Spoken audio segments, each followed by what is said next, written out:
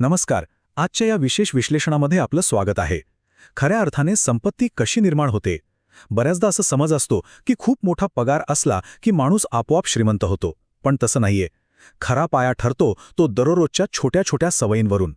आजचं हे सत्र म्हणजे आर्थिक साक्षरतेच्या दिशेने जाणारे एक मार्गदर्शन असणार आहे, विशेषतः तरुण वर्गासाठी.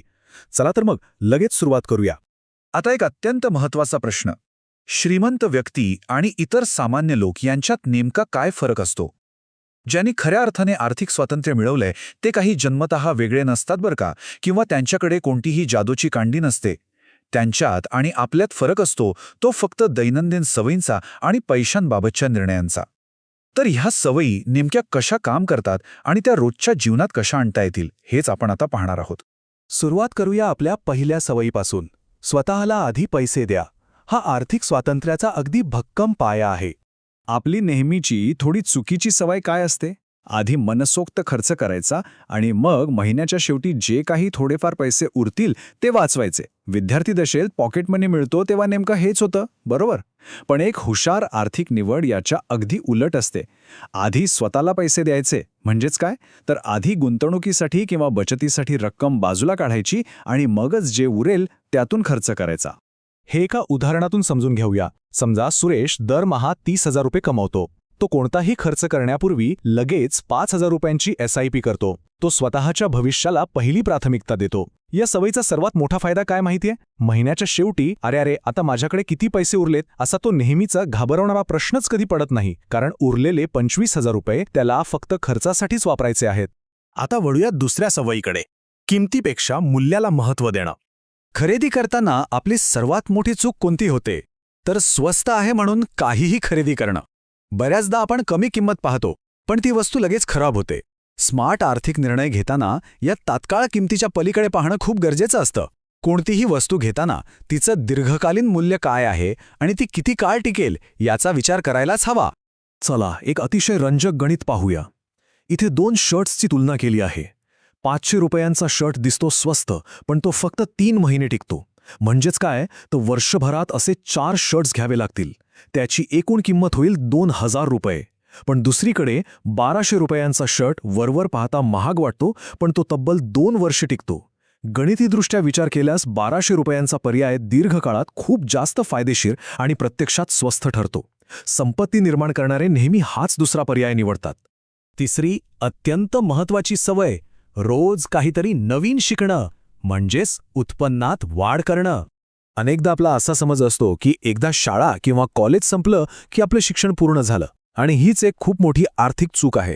शाळेच्या वेळेबाहेर किंवा कॅम्पसच्या बाहेर शिक्षण थांबवणं म्हणजे स्वतःच्या प्रगतीचे दरवाजे बंद करणं. त्याऐवजी दररोज एक नवीन कौशल्य शिकण्यासाठी अगदी थोडा वेळ काढणं ही खऱ्या अर्थाने भविष्यातील संपत्ती निर्माण करणारी सवय आहे. अजयचा हा प्रवास बघा. त्यांनी पहिल्या दिवसापासून दररोज फक्त 1 तास डिजिटल मार्केटिंग शिकायला सुरुवात केली. 1 तास म्हणजे खूप मोठा वेळ नाहीये हो ना, पण 6 महिन्यांच्या सातत्यपूर्ण प्रयत्नांनंतर तो फ्रीलान्सिंगची कामे घेऊ लागला आणि भविष्यात हेच नव्याने शिकलेलं कौशल्य त्याला अतिरिक्त आणि सातत्यपूर्ण उत्पन्न मिळवून देऊ लागलं. आणि त्याचा थेट परिणाम काय झाला? दरमहा तब्बल 10,000 रुपयांचं अतिरिक्त उत्पन्न. दररोज शिकण्यासाठी दिलेला फक्त 1 तास एका अशा भक्कम कौशल्यात बदलला ज्यामुळे महिन्याला थेट आर्थिक फायदा होऊ लागला. विचार करा, हे किती प्रेरणादायी आहे. पुढे जाऊया चौथ्या सवयीकडे, उत्पन्नाचे अनेक मार्ग निर्माण करणं. केवळ एकाच पगारावर अवलंबून राहणं ही आजच्या काळात एक मोठी आर्थिक जोखीम आहे. विद्यार्थ्यांच्या बाबतीत विचार केला तर फक्त घरून मिळणाऱ्या पॉकेट मनीवर अवलंबून राहण्यासारखं आहे हे. पण स्मार्ट आर्थिक नियोजन काय सांगतं की उत्पन्नाचं एक मजबूत जाळं तयार केलं पाहिजे. पैसे येण्याचे विविध आणि स्वतंत्र मार्ग असणं हीच आजची खरी आर्थिक सुरक्षितता आहे. उदाहरणार्थ नेहाच्या उत्पन्नाचं हे विभाजन पहा. तिची 40,000 रुपयांची मुख्य नोकरी आहे, पण त्यासोबतच ती YouTube आणि ऑनलाईन कामातून आणखी 8,000 रुपये कमावते. शिवाय तिची म्युच्युअल फंडमध्ये गुंतवणूक आहेच. समजा उद्या अचानक कोणतंही संकट आलं आणि तिची नोकरी गेली, तरीही तिचे इतर उत्पन्नाचे मार्ग सुरूच राहतील. हे जाळं तिला एका मोठ्या आर्थिक संकटापासून वाचवेल. आणि आता शेवटची 5वी सवय, दीर्घकालीन विचार करणं. आजकाल आपल्याला प्रत्येक गोष्ट लगेच हवी असते. क्लिक केलं की वस्तू हजर. ही इन्स्टंट ग्रॅटिफिकेशन किंवा तात्काळ आनंद शोधण्याची सवय आपल्या आर्थिक भविष्यासाठी खूप हानिकारक आहे. याहूनच भविष्यातील प्रचंड मोठ्या वाढीसाठी आज स्वतःच्या खर्चावर थोडं नियंत्रण ठेवणं आणि छोटे त्याग करणं हीच खरी आर्थिक हुशारी आहे. आज वाचवलेले थोडेसे पैसे भविष्यात आपला खूप मोठा आधार बनतात. राजची ही रणनीती अतिशय लक्षवेधी आहे. तो दरमहा फक्त 3,000 रुपये गुंतवतोय.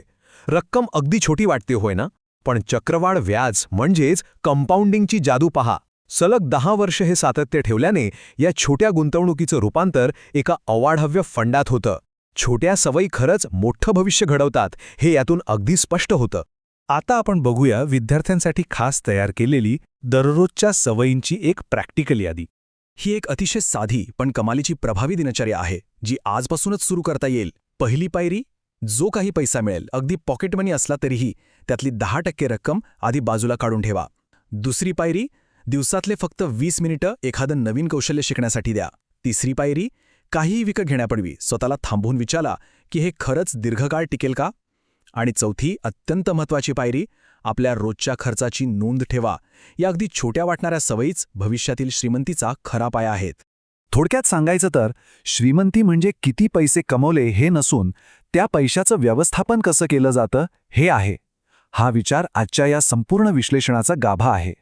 आपण पाहिल्याप्रमाणे केवळ जास्त उत्पन्न असणं म्हणजे श्रीमंती नाही.